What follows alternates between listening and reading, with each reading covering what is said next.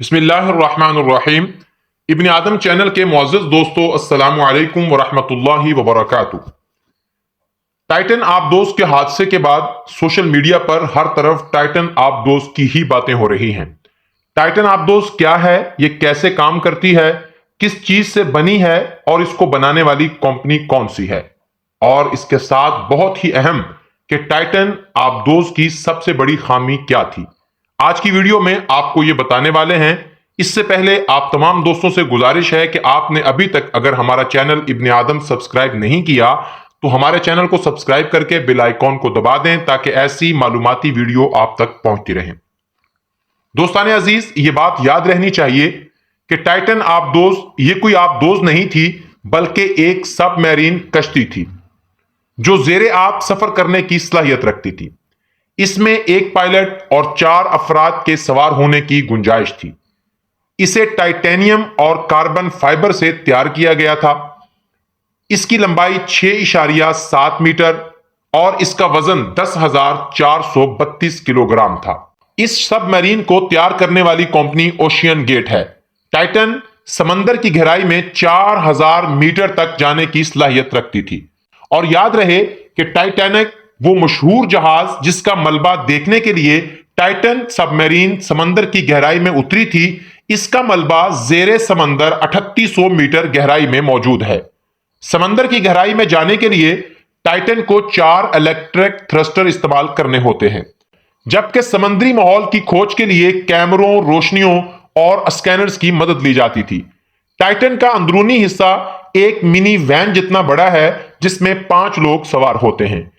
اسے پلے اسٹیشن جیسے ایک کنٹرولر سے آپریٹ کیا جاتا تھا۔ ٹائٹن میں 96 گھنٹوں کی آکسیجن سپلائی موجود ہوتی ہے۔ جب یہ سب میرین پانی میں غوطہ لگاتی ہے تو اس کو پولر پرنس بحری جہاز سے نیویگیٹ ہدایات ٹیکسٹ میسج کی صورت میں ملتی رہتی ہیں، اور اس جہاز کا عملہ ٹائٹن کی لوکیشن کو مانیٹر بھی کرتا ہے۔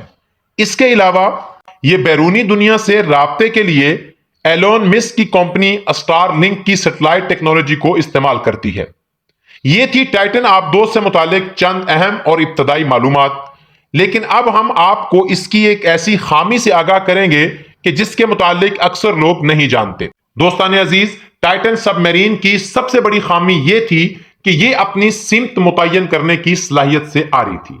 اگر سادہ لفظوں میں آپ کو بتائیں تو یہ اپنا رخ موڑ سکنے کی صلاحیت نہیں رکھتی تھی۔ یہ سمندر کی سطح پر موجود جہاز جس کا ہم نے ذکر کیا اس سے ملنے والے ٹیکسٹ میسج پر ہی انحصار کرتی تھی۔ اپنے بیس سے عام طور پر ہر 15 منٹ میں ایک پنگ یا اونچی آواز والی وتھ کلنگ میسج کو نشر کر کے اس کے ذریعے بات چیت کرتی تھی۔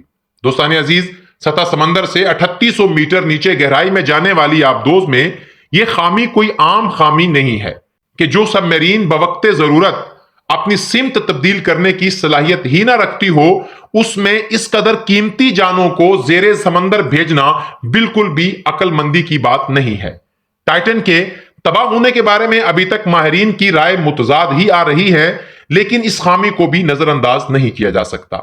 سمندر کی گہرائیوں میں عام لوگوں کو لے کر جانے والی سب میرین یا آبدوزوں کو ان خامیوں سے پاک کر کے لوگوں کی جان کو محفوظ بنانا چاہیے۔ ابن آدم چینل کے معزز دوستو، آپ اس حادثے کے بارے میں کیا رائے رکھتے ہیں اور اس حادثے کی وجہ کس کو سمجھتے ہیں، کمنٹ میں ضرور بتائیں۔